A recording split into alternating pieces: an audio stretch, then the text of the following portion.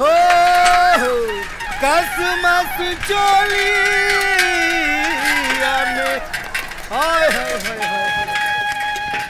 साला ई सड़क इतना खराब हो सरकार के बनाई आए का खदेरू तोहर माई ठिकैलिन हो। हाँ ठीक हो गईली। ए तोरे भैंसिया का हाल बा हो? ठीक बिया।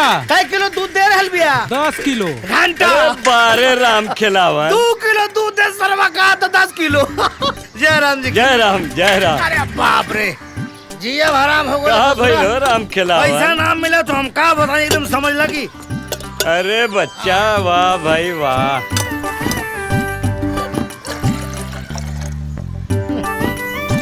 अरे राम खिलावन हाँ। आज दूध देवे जइह ना हाँ। तो हम पर्ची सब तैयार कर देले हैं और हाँ। जाके बचवा सबसे तगादा कर लीह।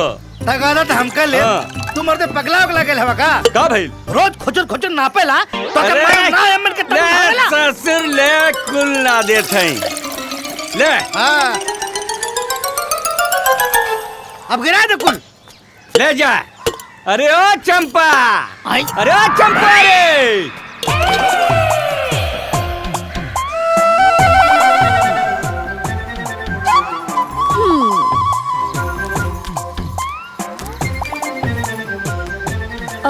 बाबूजी हाँ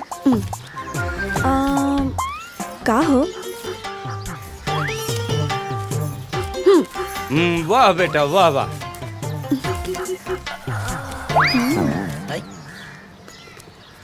बाबूजी हाँ हमरा के जरूरी काम बा, हम आवता नहीं। जा बेटा जा।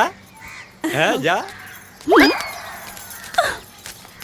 राम खिलावन हां जब दूध देवे जइह तो ई जितना तगादा बा जरूर कई के अइह। ठीक बा हाँ संभार के।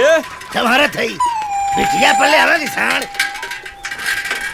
गोरी बीड़ी पियत के जात रहलिन डोली में आग लगौलिन चोली आई का हो आग लगावन? मर एक झापड़ जाए गिरबू आ सारे गांव में लड़की है कि बेदिन है रे हमार नाम आग लगावन हो। अरे हमार नाम राम खिलावन राम खिलावन। लेकिन हम तो आग लगावन ही कहब। तू काहे यही से कि आज तक तू ना बुझ पौला कि तोहरा के देख के हमार तन बदन में आग काहे लग जाला रे। हाय हाय हाय हाय हाय हाय।